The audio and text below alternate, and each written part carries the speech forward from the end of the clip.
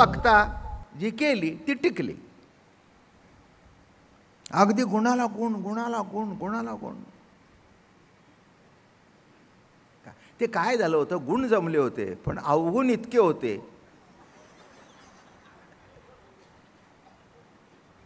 पत्रिका फक्त 36 गुण दाखवते पण त्याच्याबरोबरचे 36 अवगुण कुठे दाखवते.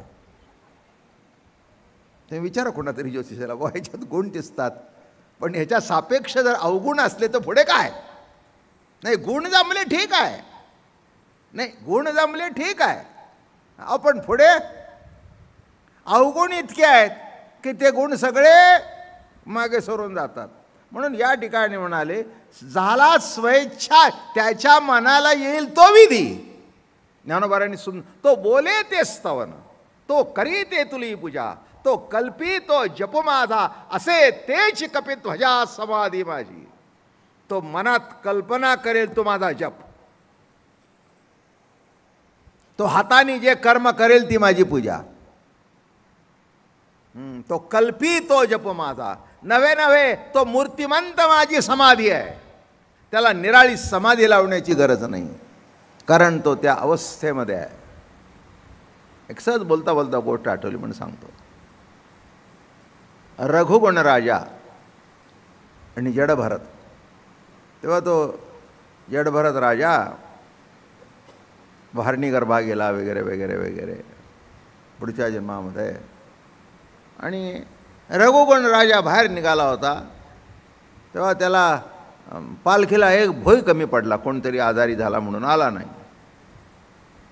आणि हा मग रघुगण राजाचे तिथे हा जडभरत राजा बसला होता भिकाऱ्यासारखा, असा चांगला होता अंगाने दष्टपुष्ट.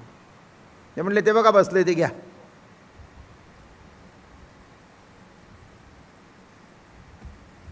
त्याला उठवलं आणि खांद्याला लावला, घेतला. नाही म्हणला नाही, घेतला. असा चालू लागला, असा चालू लागला, असा चालू लागला, असा चालू लागला. टेचकुळ लागला. काय रे, नीट चालता येत नाही का? ते तिघं म्हणले, सरकार आम्ही नीट चालतोय, हा जो नवीन गडी लावलाय तो काही नीट चालत नाही. सांगा त्याला, चापकाने फोडून काढीन, भेड्या ठोकीन. झालं, पुन्हा चाललं, पुन्हा इसके बसले. खाली उतरवणे, काय समजतोच म्हणाले. बेड्या ठोकीन, तुरुंगात टाकीन, काळकोठीमध्ये टाकीन. ते म्हणले, कोणाला बंधन करशील? माझ्या देहाला ना, मला नाही. तू माझ्या पायाला बेडे घालशील, मला नाही. मला बांधून ठेवशील, माझ्या देहाला बांधशील, पण मला नाही. फटके मारशील पण अंगाला, मला नाही. तो खाली उचलला. म्हणले, महाराज तुम्ही कोण हो? तुला जे कळलं असेल ते आहे म्हणले.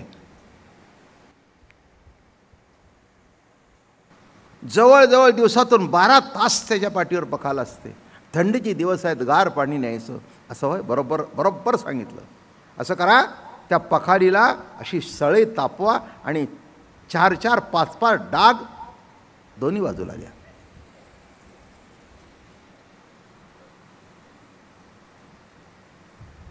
ते कोळी येड त्याने तापवलं 4-4. बरं, ते कातडा असल्या कारणाने जळलेलं दिसलंही नाही.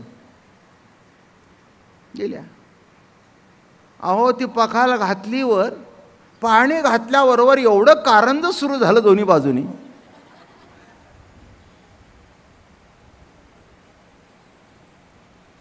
काय म्हणला, अहो काय झालं? रस्त्यात कुणीतरी भेटला, काय अभंगात दिले, डावा डोळा लवे उजवी स्फुरत सेवाई. हां, गरुडावर माझा, बरोबर आहे, डावा डोळा लावला. हे तेवढ्या पुरता आहे का?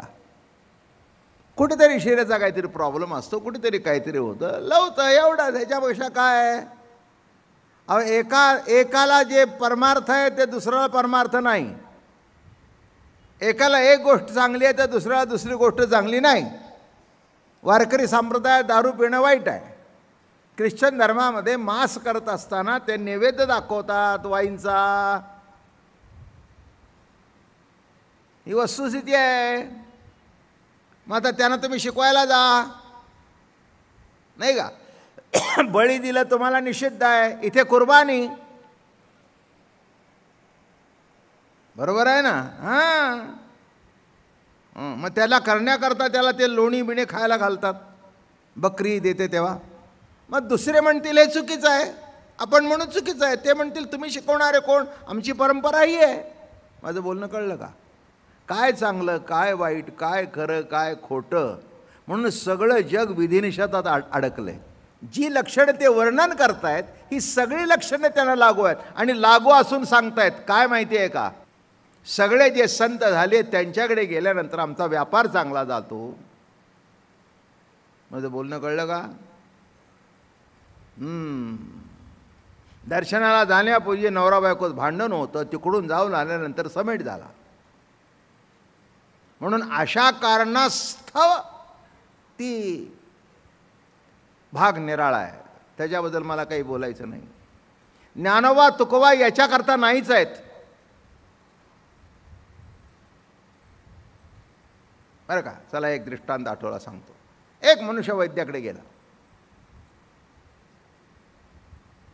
गेल्याबरोबर वैद्य साहेब, ओ डॉक्टर म्हणा, माझे पाय दुखतात, पायात गोळे येतात, गुडघा दुखतो, कंबर दुखतं, डोकं दुखतं, रात्री अंगात कसकस होते, ताट आलं तर नकोसं वाटतं, भूक लागत नाही, झोप लागत नाही. ठीक आहे. मग त्यांनी आपली एक 3 पुड्या घ्या, सकाळ संध्याकाळी. हो म्हणले, मी इतके रोग सांगितले नाही, 3च पुड्या. मला वाटलं होतं प्रत्येकाकरता एक एक गोळी द्याल, डोक्याकरता एक, पायाकरता एक,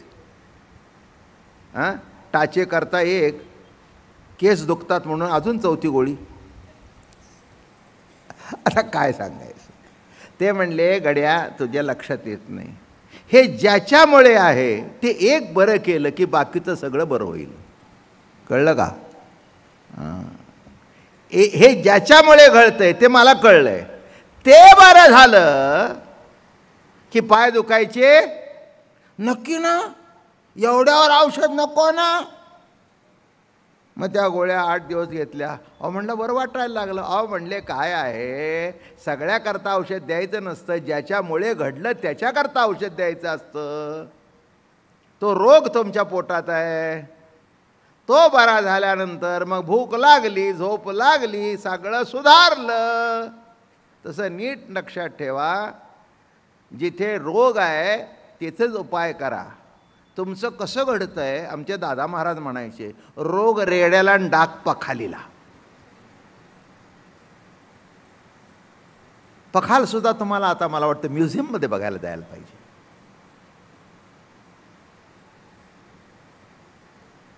रेड्यावर पखाल टाकायची म्हणजे काय, चांबड्याच्या 2 पिशव्या, बरं का, अशा त्याच्या आकाराच्या, आणि पुढे तोंड असायचं, आणि ते पुढे दुमडून असं ते बांधायचं. आणि ते कोळी ते पाणी भरायचे घराघरामध्ये, किंवा बिल्डिंगचे काम असताना भिस्ती असायचे बघा, ते पखाल घ्यायचे. म्हणून काय झालं, फार सुंदर मजेशीर गोष्ट आहे. आणि घडता घडता घडता त्या रेड्याला शिंका येऊ लागल्या, शिंक करू लागली. काय म्हणजे काय, तुम्ही माणसाला सर्दी होती, त्या रेड्याला सर्दी होत नाही का? अहो 24 तास पाठीवर गार पाणी न्यायचं, थंडीत सुद्धा घेऊन जायचं पाणी, त्याला काय व्हायचं? ते शिंकायला लागलं. बरं का, रेडा शिंकला म्हणजे तो मालकसुद्धा हादरायचा ना, मालकसुद्धा हादरायचा. मग शेवटी एका गावातल्या व्हेटरनरी डॉक्टरकडे घेऊन गेले. त्या काय कोळी महाराज कसे काय आले आज तुम्ही? अहो म्हणले रेड्याला सर्दी झाली. असं होय, कशामुळे झाली? कारणाच शिरा. याचं कारण काय? तर म्हणले कारण काय, सरळ आहे, तुला जे कळलं असेल ते मी आहे, कुणाला बंधन करतोस?